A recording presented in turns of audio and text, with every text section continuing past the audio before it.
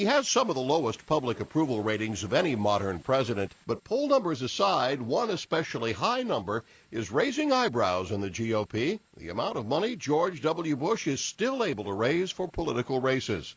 Try nearly $1 billion, $968 million to be exact, since coming into office. Well, Bush truly is the Republicans' fundraiser-in-chief. Closing in on $1 billion over an 8-year presidency really is unprecedented. Here's a quick look at Bush's money machine just this year. He's been to 36 fundraisers. Some highlights: January 30th in Hillsborough, California, he raises $1.5 million. February 25th in Washington, $10.6 million. March 12th, $8.6 million. The 25th of that month, another $2 million. April 11th in Crawford, $3.5 million. And June 18th at the Washington Convention Center, he raised a whopping $21.5 million. Total, about $70 million for the first half of 2008, despite having approval ratings around 30%. It's not that surprising because the party faithful still love him, and they're the ones who are going to write checks. Democrats aren't going to write checks to the GOP, and undecided voters are not going to write checks to the GOP. So he's playing to the base, and the base is rewarding him with big checks for the Republican Party. Bush's coffer padding isn't just for GOP presidential candidate John McCain.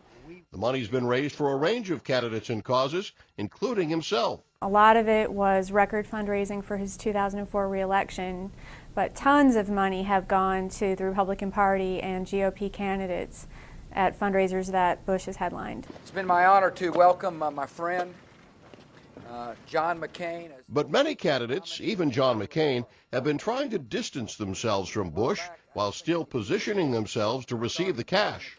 Bush and McCain have seldom been seen together, appearing at the White House back in March. And there was this glimpse of them at a fundraiser in Phoenix in May.